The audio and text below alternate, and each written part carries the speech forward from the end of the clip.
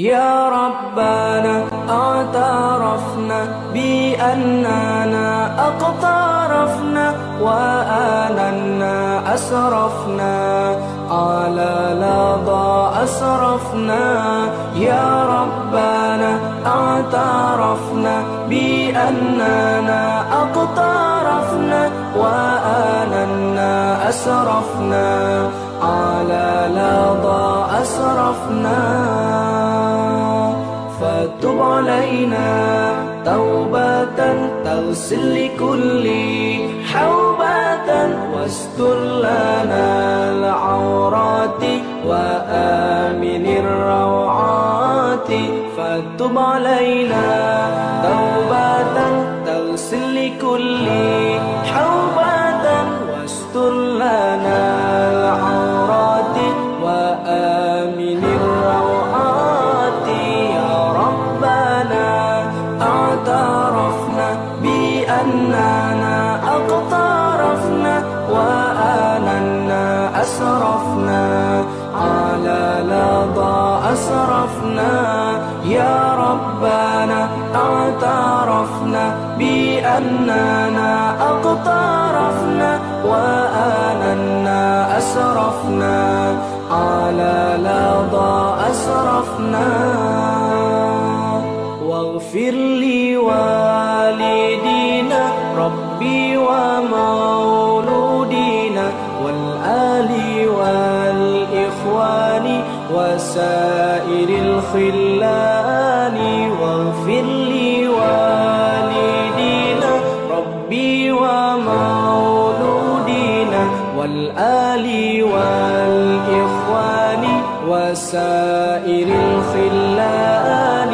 يا ربنا اعترفنا بأننا اقترفنا وآننا أسرفنا على لظى أسرفنا. يا ربنا اعترفنا بأننا اقترفنا وآننا أسرفنا على لظى أسرفنا. فضلا وجودا منا لا باكتساب منا بالمصطفى الرسول نحظى بكل سول. فضلا وجودا منا لا باكتساب منا بالمصطفى الرسول نحظى بكل سول. يا ربنا اعترفنا بأننا اقترفنا وآننا أسرفنا على لظى أسرفنا. يا ربنا اعترفنا بأننا اقترفنا وآننا أسرفنا على لظى أسرفنا. يا ربنا اعترفنا بأننا اقترفنا وآننا أسرفنا على لظى أسرفنا. يا ربنا اعترفنا بأننا اقترفنا وآننا أسرفنا على لظى أسرفنا.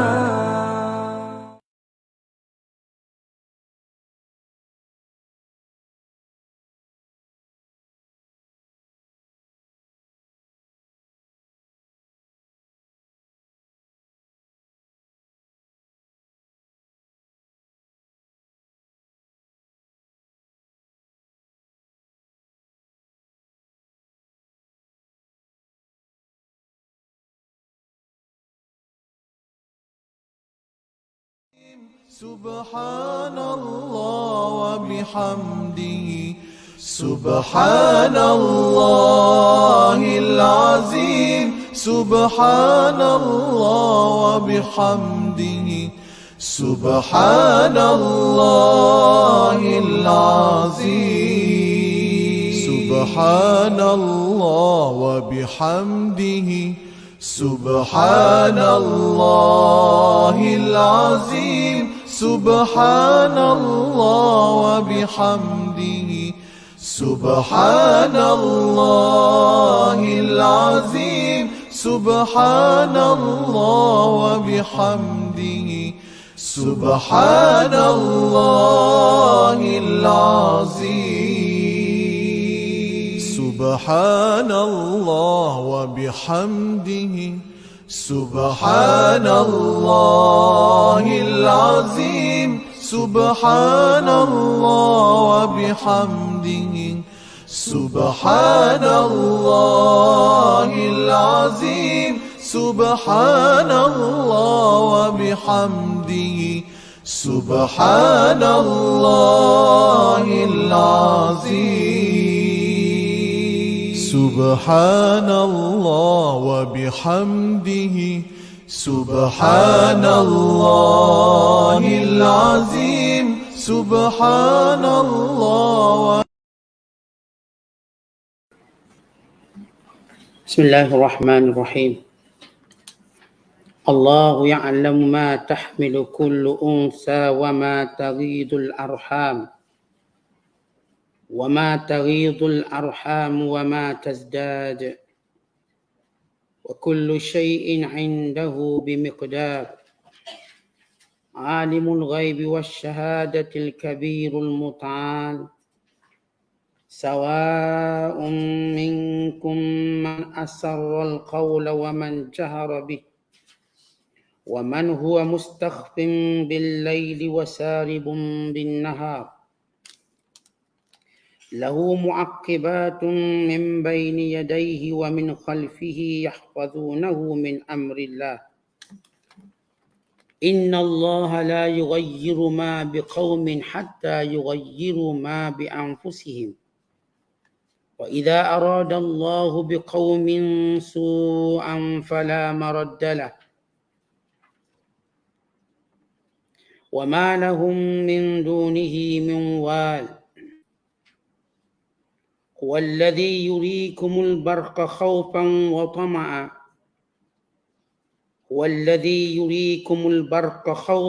وطمعا وينشئ السحاب الثقال ويسبح الرعد بحمده والملائكة من خيفته ويرسل الصواعق فيصيب بها من يشاء وهم يجادلون في الله وهو شديد المحال له دعوة الحق والذين يدعون من دونه لا يستجيبون لهم بشيء إلا كباسط كفيه إلى الماء ليبلغ فاه وما هو ببالغه وما دعاء الكافرين إلا في ضلال ولله يسجد من في السماوات والأرض طوعا وكرها وظلالهم بالغدو والآصال صدق الله العظيم. Allah mengetahui akan apa yang dikandung oleh tiap-tiap ibu dan mengetahui apa yang kurang dari yang dikandung dalam rahim itu atau yang lebih.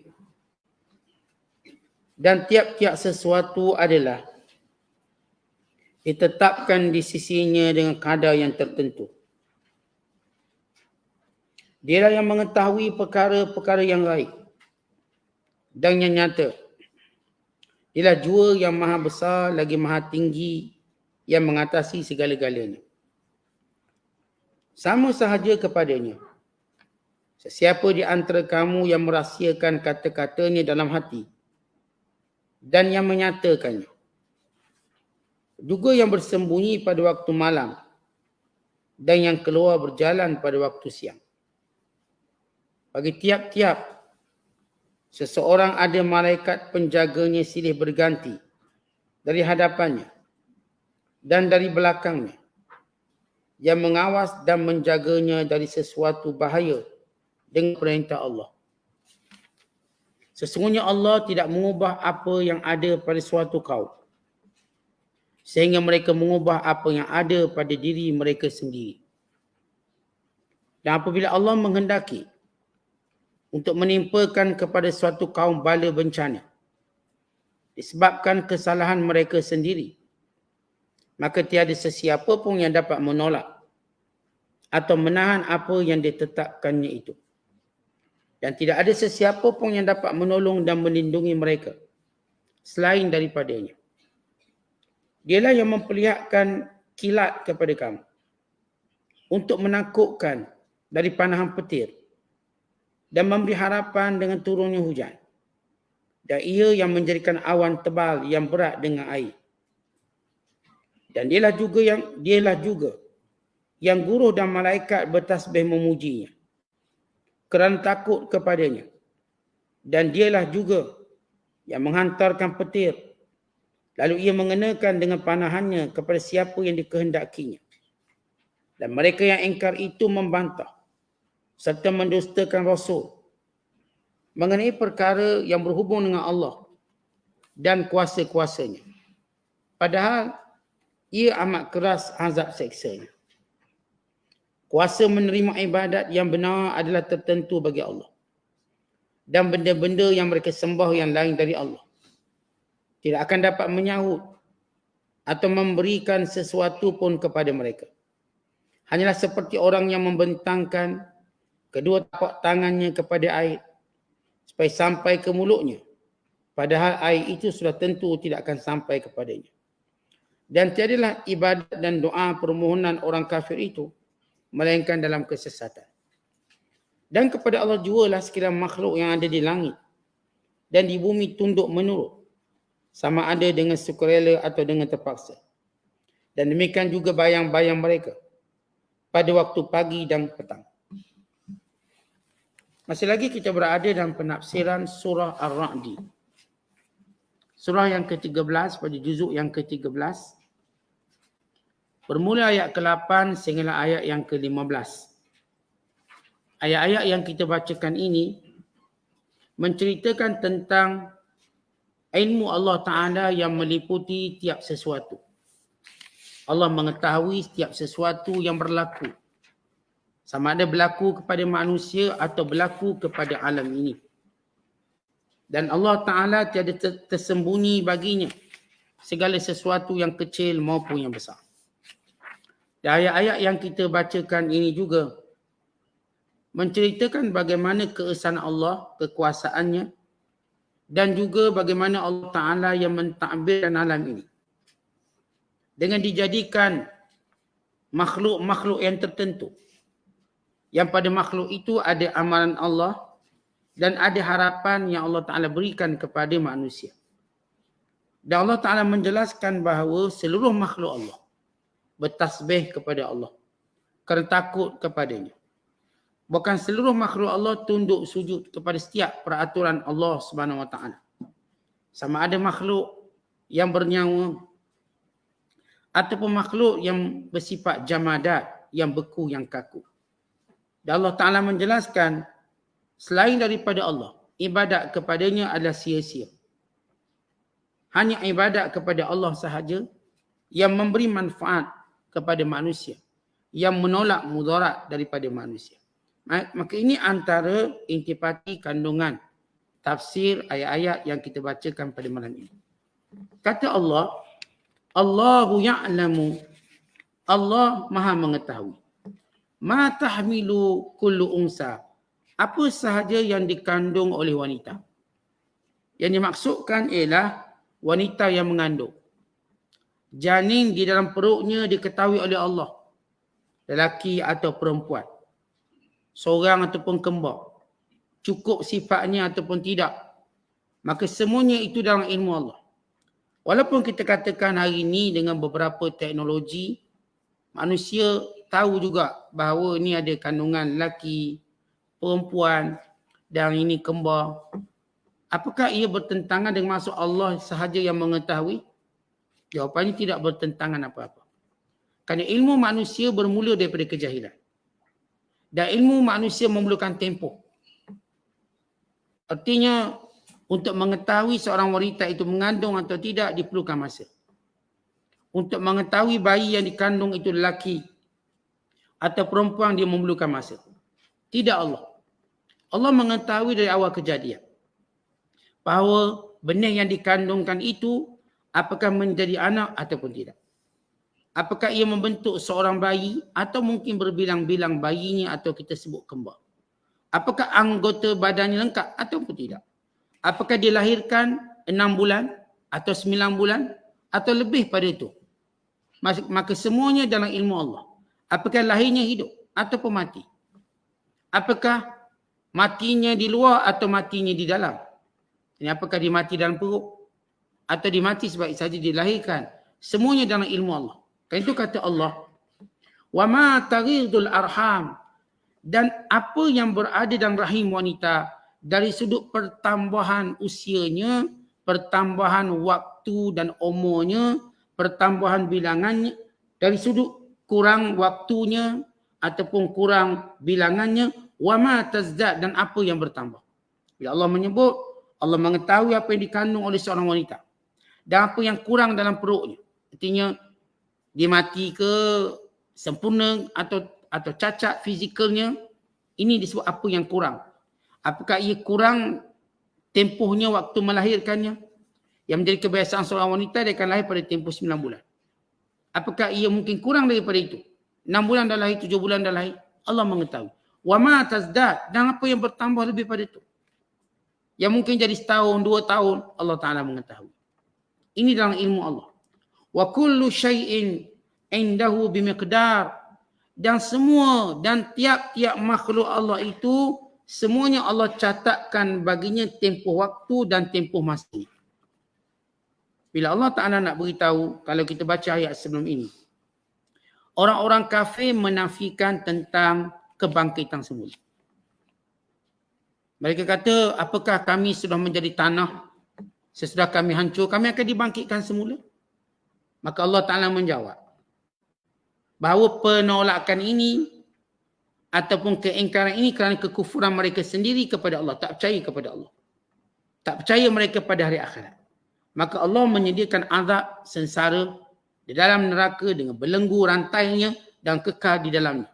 Maka selepas Allah menyebut tentang golongan yang menolak kebangkitan semula, yang menolak kehidupan semula, yang menolak bahawa manusia kembali akan dibangkitkan oleh Allah dalam kubur, maka Allah Ta'ala cerita asal-usul manusia.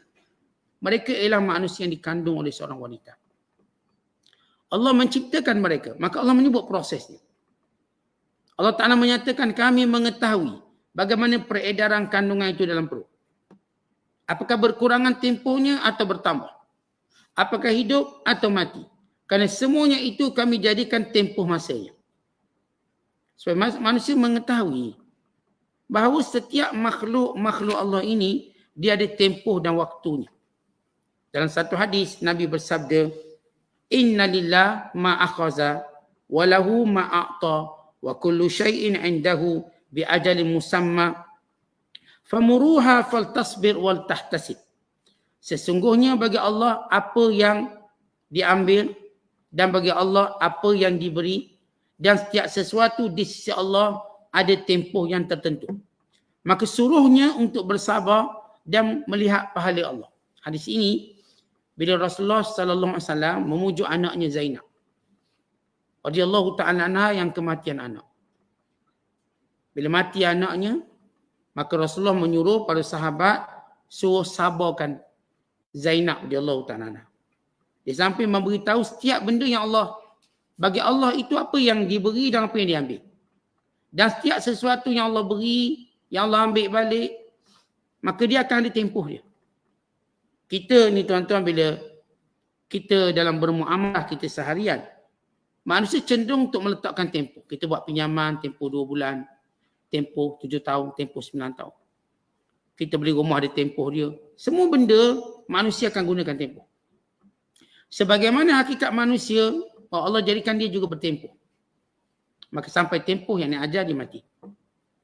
Dan sampai tempoh dia akan dihidupkan semula. Semuanya persoalan berkaitan dengan tempoh yang ditentukan oleh Allah Ta'ala. Yang kamu tak percaya pada hari kiamat, Allah akan mendatanginya pada tempohnya. Sebagaimana Allah matikan kamu pada tempohnya. Sebagaimana Allah menjadikan anak-anak itu membesar dalam janin, dalam rahim ibunya dengan tempohnya.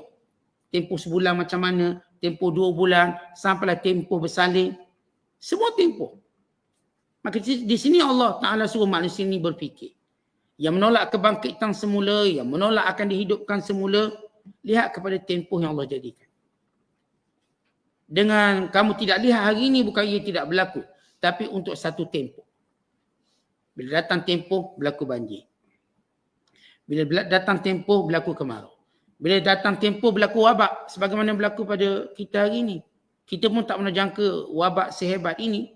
Atau sebesar ini, atau sepengaruh ini. Demikian tempoh. Dan bila datang tempoh, maka wabak ni hilang. Maka datang yang lain pula.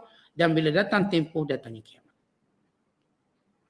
Kenapa Allah Ta'ala memberi takbiran seorang wanita yang mengandung? Begitulah putaran kehidupan manusia berkait dengan tempoh. Hidup dan mati. Bermula dia mati. Kemudian bermula dia tidak wujud. Kemudian jadi benih yang bertemu, bercantum dengan telur wanita. Berada dalam kandungan membentuk janin. Janin ini asalnya mati. Tidak berlaku apa-apa kehidupan. Atau kita katakan tidak ditiupkan roh. Sehingga dia terbentuk dari gumpalan darah kepada daging, dipakai tulang belulangnya, lalu tiupkan rohnya. Maka dia hidup. Begitulah proses kebangkitan kembali. Kemudian dilahirkan daripada wanita ini. Kemudian dia membesar. Kemudian dia mati. Demikian kitaran. Kamu nak tengok bagaimana Allah menghidupkan kembali orang mati. Allah mengadakan sebagaimana wanita yang melahirkan anak. Daripada 0, 0, akhir lahirkan anak. Demikian Allah beri perumpamaan yang kita tengok setiap hari. Yang kita dapat tahu setiap hari. Tentang bagaimana Allah yang menciptakan manusia. Kemudian Allah menyebut. Alimul ghaibi wasyahadah. Allah itu mengetahui segala perkara yang gaib. Yang tidak nampak. Wasyahadah. Dan sesuatu yang hadir yang kelihatan. Yang dimaksudkan yang gaib. Apa yang tidak dilihat oleh panca indera. Apa sahaja yang tidak boleh dilihat oleh panca indera kita panggil gaib. Dan apa yang nyata, yang dilihat oleh panca indera. Al-Kabir, Allah itu Maha Agung. Yakni agung segala takdir Allah, agung segala kekuasaannya. Al-Muta'al, yang Maha Tinggi, yakni yang berkuasa atas tiap sesuatu. Allah itu semua urusannya hebat. Sama ada urusan takdirnya, urusan berkait penciptaannya, urusan yang berkait dengan kehidupan makhluknya, semuanya hebat. Tuan-tuan kita tengok sebatang pokok, bagaimana ia membesar, sudah melihat kehebatannya. Bagaimana melihat semuanya. Kita melihat bagaimana sekuntum bunga yang mekar, yang berkembang waktu pagi. Begitu hebat. Bagaimana kehebatan seluruh makhluknya. Itu belum alam-alam yang kita tak nampak. Alam-alam yang jauh daripada capaian tangan dan pandangan kita. Belum kita lihat kehebatan, keagungan alam malakut, yakni alam tinggi, alam malaikat. Ni kita dah tengok alam binatang pun kita dah kagum. Tengok ikan-ikan di laut kita dah kagum. Ini Allah Al-Azim. Yang maha besar, yang menciptakan segala kehebatan pada segala urusannya, kekaguman pada segala ciptaannya. Setiap kali kita melihat ciptaan Allah, kita akan merasa kagum. Maka ini Allah Al-Azim. Allah yang Maha Agung. Yang dilihat keagungannya pada setiap ciptaannya. Tentang kita lihat burung. Maha suci Allah dengan keagungan Allah. Bagaimana ia terbang tinggi. Bagaimana ia boleh melayang. Bagaimana ia boleh terapung. Bagaimana ia boleh hinggap. Bagaimana dia boleh hidup. Luar biasa. Kita alam ikan di lautan. Macam mana dia hidup dalam lautan. Macam mana dia makan. Macam mana dia bernafas. Macam mana dia membentuk kroni-kroni dalam lautan yang menjadi manfaat pada manusia. Ini Tuhan yang Al-Azim. Pada segala ciptaan Allah kita nampak keagungan. Al-Muta'ali, yakni pada semua perkara kita nampak kekuasaan Allah, yakni Allah menguasai ini. Ketika ada manusia mendakwa berkuasa. Ketika ada manusia mendakwa dia paling kuat dan paling perkasa, paling gagah. Akan datang urusan Allah, datang perintah Allah menunjukkan kelemah manusia.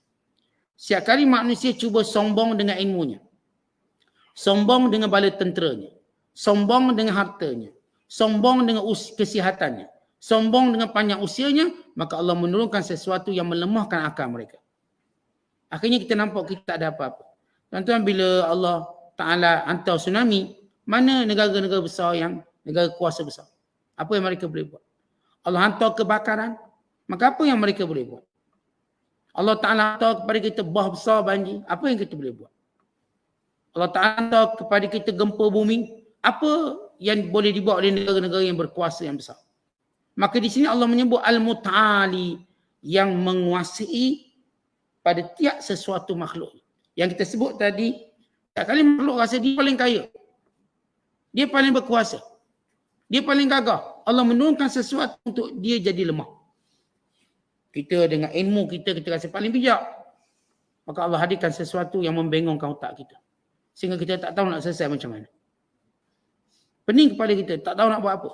Dah bagi 3 dos dah, apa ni 4 dos pula, 5 dos, pening kita. Macam mana nak buat? Demikian Allah beri satu benda, kita bodoh semua. Walaupun kita mengaku hebat ilmu, yang ni semua jadi tak tahu, tak tentu hala.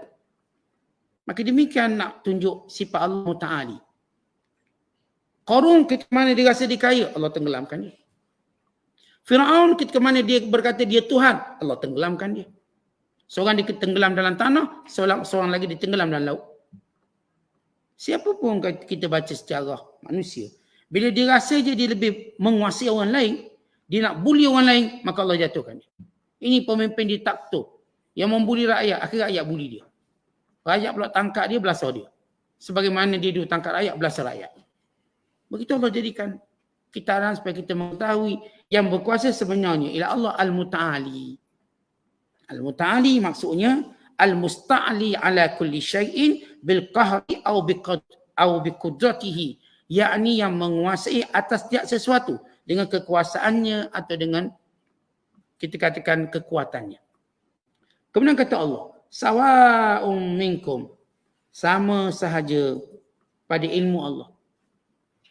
Yang kamu lakukan sama sahaja pada ilmu Allah. Man asarral qaul, siapa yang menyembunyikan percakapannya.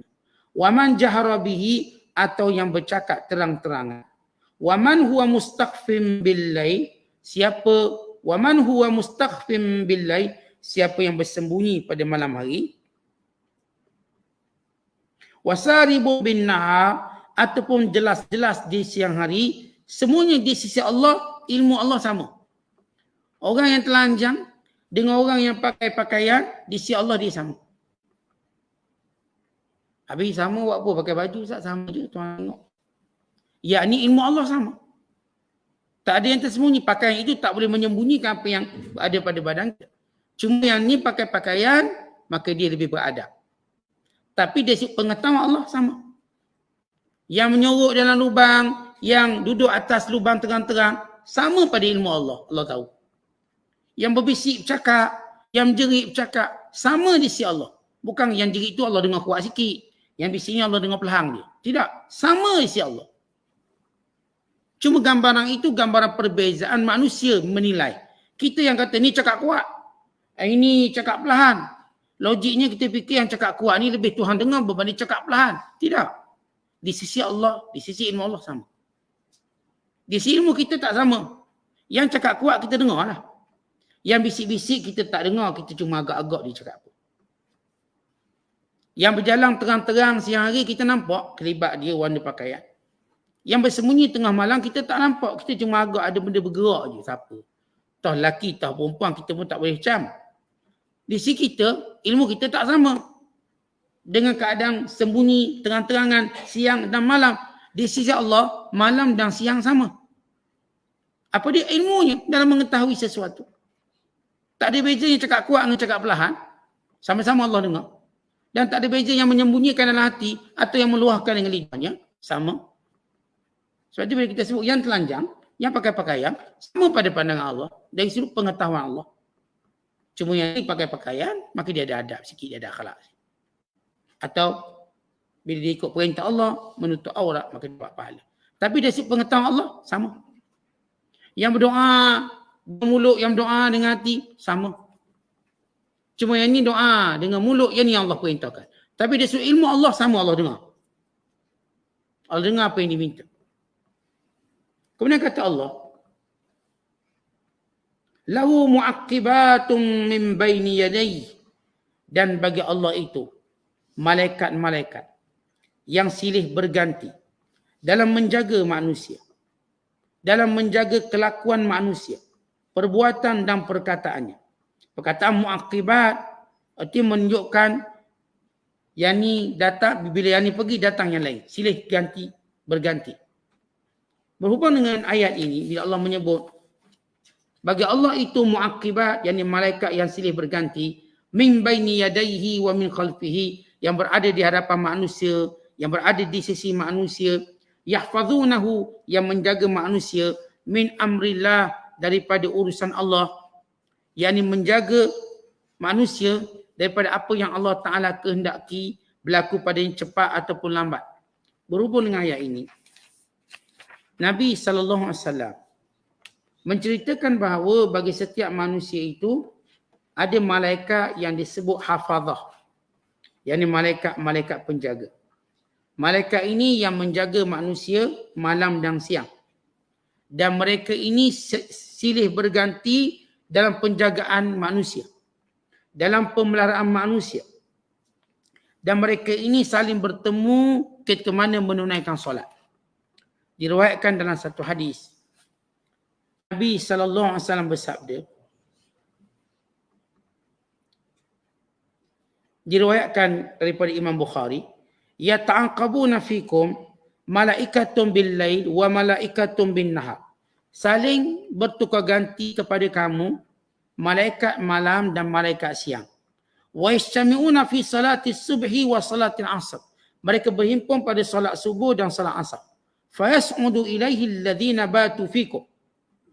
Maka naiklah malaikat yang sudah pun bersama dengan manusia. Fa yas'aluhum wa huwa a'lamu bikum. Dan Allah bertanya pada malaikat yang sudah bersama dengan manusia, kaifa taraktum ibadi, bagaimana kamu tinggalkan hamba-Ku? Fayaqulun, malaikat berkata, atainahum wa hum yusallun wa taraknahum wa hum yusallun.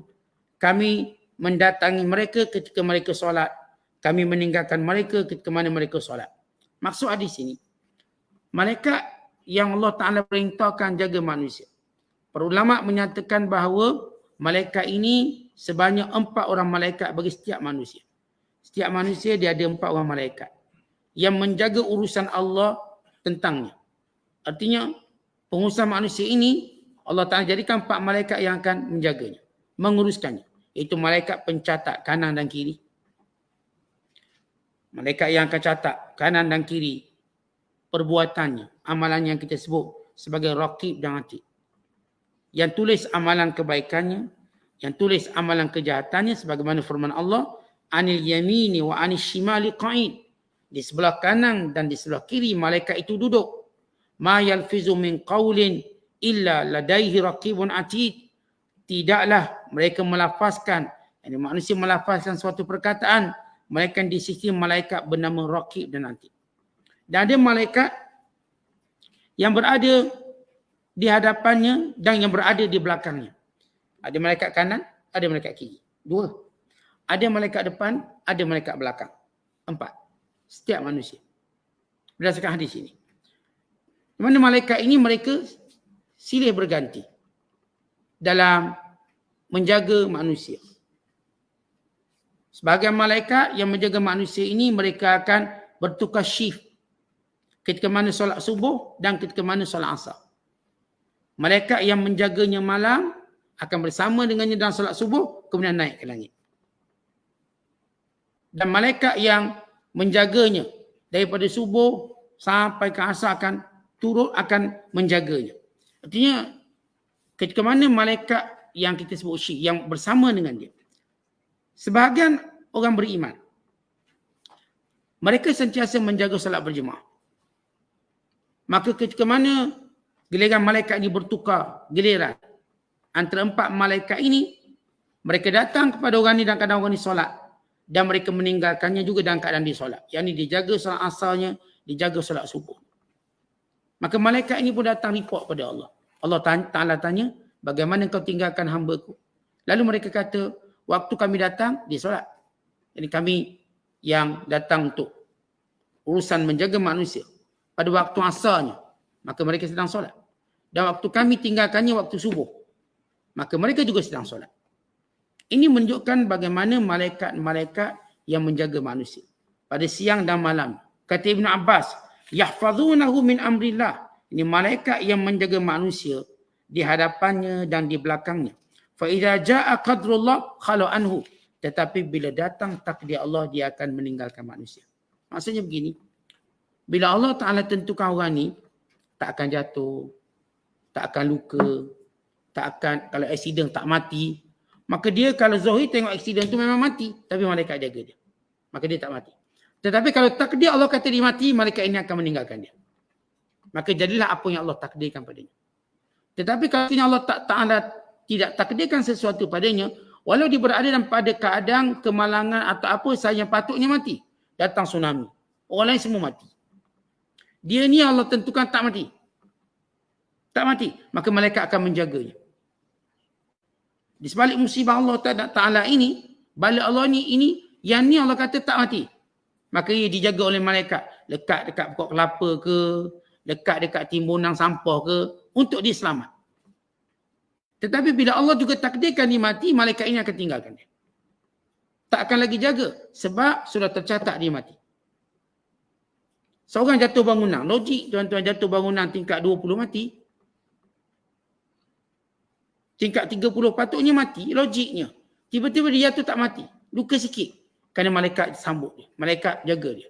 Kerana belum ditakdirkan dia mati. Tapi bila Allah takdirkan dia mati, dia jatuh tingkat 2 je dia mati. Kan kita dengar banyak kisah, cerita dalam keadaan macam dia tak mati. Dalam peperangan, orang berperang, dia seorang tak mati. Lain kena bom, dia selamat. Kenapa? Kerana malaikat masih menjaganya dengan perintah Allah. Tapi bila Allah takdirkan dia mati, maka malaikat berlepas diri daripadanya. Kalau anhu meninggalkannya, maka apa yang patut terjadi, terjadi padanya. Sebab itu kadang-kadang kalau kita lihat, dalam kejadian-kejadian dunia, kita fikir, dia tak mati . Kita tertanya-tanya, dia tak kena. Dan kadang-kadang kita juga, mati ke? Boleh mati ke? Kerana sudah sampai waktunya. Dia naik basikal, jatuh mati. Masa dia naik kereta, tak jatuh mati. Dia aksiden kereta, tak ada masalah apa-apa. Basikal jatuh sendiri je dia mati. Tanpa luka, tanpa apa. Kenapa? Kerana malaikat yang patut menjaganya, mengetahui itulah takdir Allah padanya untuk kena, maka dia lepas diri. Tetapi kadang-kadang kita tengok orang yang macam kena miss. Miss, maksudnya bangunan tu jatuh depan dia, tak kena atas kepala dia. Pokok tu jatuh depan kereta dia, tak sempat empuk kereta dia. Kenapa? Kerana malaikat menjaganya. Sebab takdir Allah tidak mengizinkan dia kena macam tu. Tapi bila takdirnya, betul-betul dia jalan, pokok tu betul-betul jatuh atas dia. Dan dia jatuh atas kepala dia dan dia mati. Benda tu kita lihat setiap hari. Ini yang disebut yahfazunahu min amrillah. Allah menjadikan malaikat ini menjaga manusia ini dengan perintah Allah. Kalau Allah perintahkan bahawa dia tak akan kena apa-apa, dan malaikat ini akan jaga dia. Tapi bila Allah Ta'ala mentakdirkan dia akan kena, malaikat ini akan meminggir ataupun berlepas diri daripadanya. Maka matilah dia. Dalam hadis yang lain Nabi kata, inna ma'akum man la yufarikukum illa indal khala wa indal jima' fastahyuhum wa akrimuhum. Ada malaikat yang menjaga kamu. Dia tidak akan berpisah daripada kamu melainkan dalam dua keadaan. Yang pertama, ketika mana kamu masuk tandas. Yang kedua, ketika mana kamu jima'. Kamu bersama si kamu. Fastahyuhum, kerana itu hendaklah kamu malu dengan malaikat dan muliakan malaikat. Uthman bin Affan radhiyallahu ta'ala anhu, dia tahu hakikat malaikat sentiasa bersama manusia. Kerana itu Uthman tidak pernah menanggalkan pakaian dia. Walaupun dalam keadaan tidur dia tak tanggal pakaian dia. Bukan bila dia nak ke bilik air, nak qada hajat, dia cuma buka ruang untuk qada hajat saja. Dia tak buka semua. Kerana sifatnya malu pada malaikat. Dan memuliakan malaikat yang bersama dengannya. Kerana itu kata Nabi SAW, Uthman ialah orang yang dimalui oleh malaikat sebab dia malu pada malaikat. malaikat pun malu pada dia. Kerana dia benar-benar menjaga auratnya. Walaupun dia bersendirian, walau duduk seorang-seorang, dia tak buka semua pakaian dia. Tak. Sehingga satu hari Rasulullah SAW duduk dalam keadaan kain baginda terselak sehingga nampak lutut baginda. Nampak lutut baginda sallallahu alaihi wasallam. Lalu datang Wakar, lutut itu masih terbuka, maksyufah. Datang Umar juga begitu. Bila datang Uthman, Rasulullah mula menutup lututnya. Lalu Nabi berkata, kaifa la astahyi mimman yastahyi minhul malaikah. Macam mana aku tak malu dengan orang yang malaikat malu padanya. Ini Uthman bin Affan. Radhiyallahu ta'ala anhu. Ini menunjukkan bahawa kita ni tuan-tuan ada malaikat. Jadi kita beradablah dengan malaikat tu. Baik dari sudut aurat kita, baik dari sudut kelakuan kita. Kadang-kadang kita duduk dalam kereta, kita nak marah orang luar kereta, orang tak dengar kita pun maki malaikat sebelah kita dengar. Kalau kita tak menjaganya dengan istighfar, kita menjaganya dengan zikir, maka malaikat-malaikat ini mendoakan kebaikan kepada kita. Tentang masalah kita. Kita manusia, kita sendiri nak mengambil tindakan pada manusia. Sebab itu kita tak bahagia. Maksudnya kalau orang tu jahat, kita nak belasah dia. Kita nak maki dia. Kita lupa kalau dengan menyerahkan pada Allah itu jauh lebih baik. Orang tu zalim, kita serah pada Allah. Maka Allah akan membalasnya dengan sebaik-baik pembalasan. Pengajaran. Berbanding kalau kita nak balas setiap kejahatan manusia, kita tak akan menang pun. Tapi kita melebarkan permusuhan. Berbanding kalau kita nak maki setiap kesalahan manusia, kita tak akan bahagia pun. Melainkan dia akan menambahkan sakit hati kita. Sebab itu kita mengambil sikap. Melihat kemuliaan yang Allah hantar dan malaikat kiri kanan kita. Untuk menjaga urusan kita. Tiada yang boleh memudaratkan kita melainkan dengan izin Allah. Tiada yang beri manfaat kita melainkan dengan izin Allah. Untuk terjadi perkara itu, ni malaikat keliling kita. Yang akan menentukan.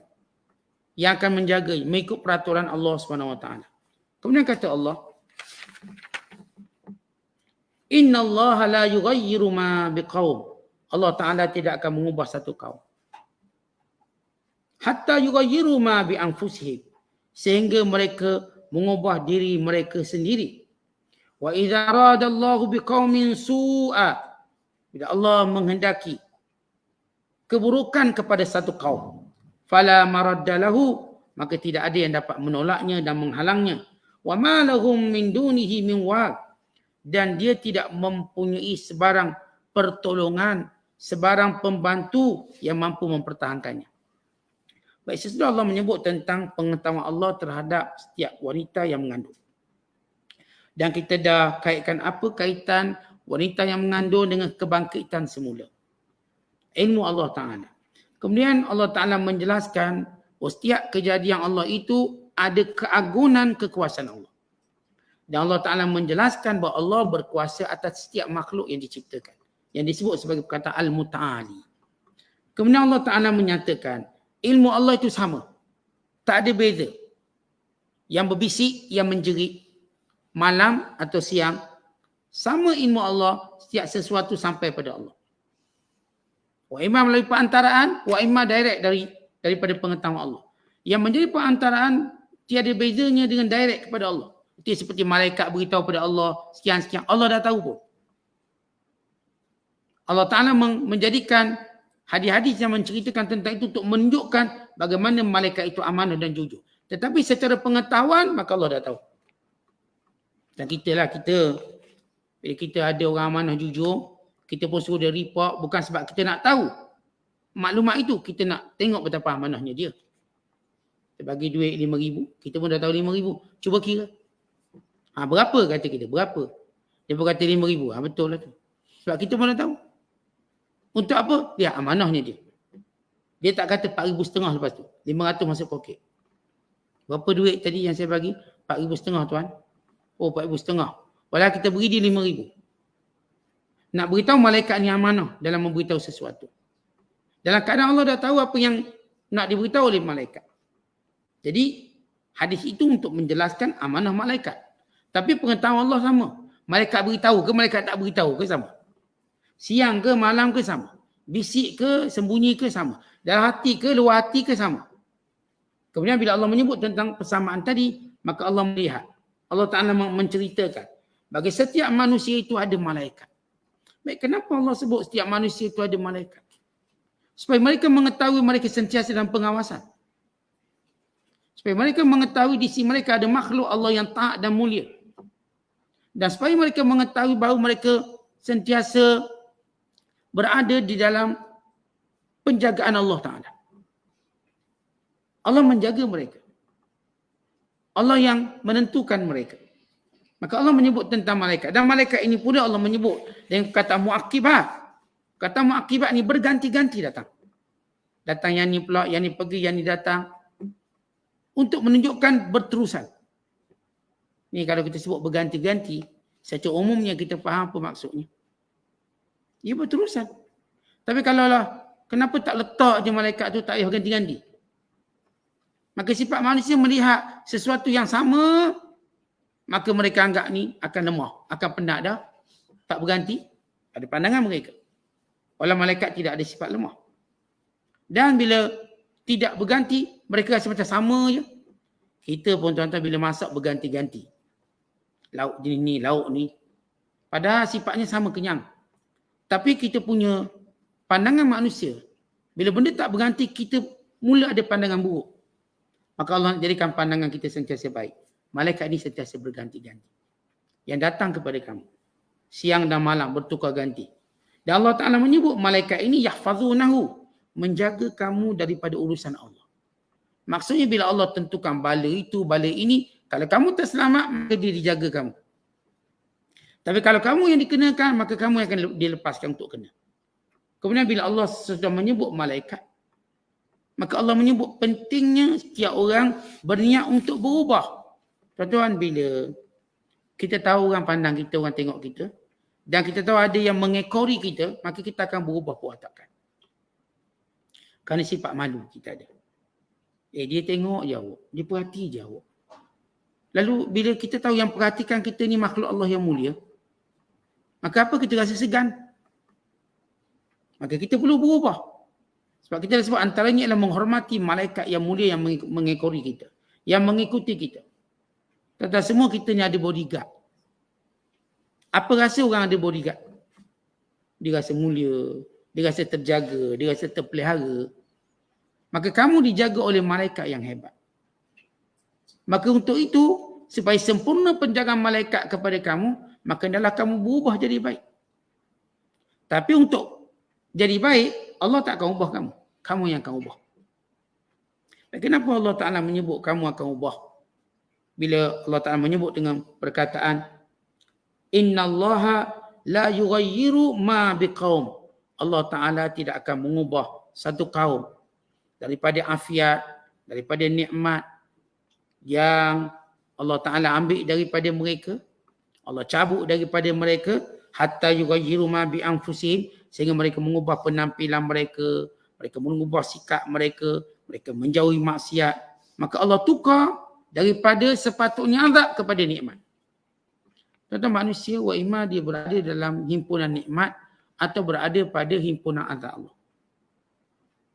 Maka dia kena ubah dirinya untuk melayakkan dia dapat nikmat. Atau bila dia membiarkan dirinya, dia berada dalam himpunan azab.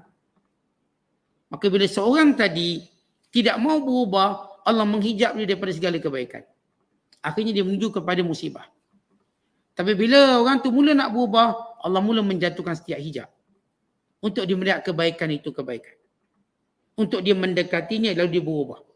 Kemudian Allah ingatkan kita. Mau berubah ke kamu tak nak berubah? Allah ini, idza aradallahu biqaum. Kalau kamu tak berubah, kamu menjadi subjek untuk diazab. Dan Allah bila mana menurunkan azab pada satu kaum, Allah Ta'ala tak sebut seorang. Allah bila nak turunkan azab pada seseorang, tidak. Pada satu kaum. Kerana kebiasaan manusia dengan satu kaum ni rasa kuat. Ini kaum Melayu, ini kaum Cina, ini kaum India. Kita dengan satu kaum kita rasa kuat. Sebab itu kita berjuang sebagai mereka berjuang atas nama perkauman. Mengajak kaum untuk bersama dengan mereka. Maka Allah nak beritahu kekuatan kaum yang kamu bangga. Kamu kaum Cina ke? kamu kaum India yang bilion ramainya, kamu kaum Melayu ratus juta ramainya, kamu kaum Arab ke, kamu kaum apa pun, bila Allah menghendaki membinasakan satu kaum, fala maraddalah, maka tidak ada yang boleh menghalangnya. Bukan sekadar tidak boleh halang, wa ma lahum min dunihi, dan kamu tidak ada selain Allah min walin, wal yakni penolong. Itu perkataan wali. Wali, wa daripada wali ya, walin. Kamu tak ada langsung pembantu, tidak ada langsung penolong. Ya, bagaimana Allah mulakan dengan ilmu, mengetahui sesuatu. Kemudian Allah Ta'ala menyebut bagaimana Allah menjaga manusia melalui malaikat yang diutuskannya. Kemudian yang ketiga Allah menyebut, kamu nak berubah atau tak nak berubah. Yang menentukan perubahan, kamu mesti berubah. Yang keempat Allah sebut, bila kamu tidak mau berubah, maka Allah akan datangkan azab pada kaum yang tidak mau berubah. Dan bila datang azab kepada kaum yang tidak mau berubah, tidak ada yang boleh menolak, menghalangnya, dan tidak ada yang boleh membantunya. Maka lihat bagaimana Allah menyebut antara ilmunya dan kudrat kekuasaannya. Ilmu Allah yang mengetahui sesuatu dan kuasa Allah yang menentukan sesuatu. Dan Allah yang maha keras azabnya dalam mengazab kaum yang terus berfikir, yang terus tidak mau berubah, yang terus mau mengingkari perintah Allah. Wallahu a'lam bishawab. Assalamualaikum.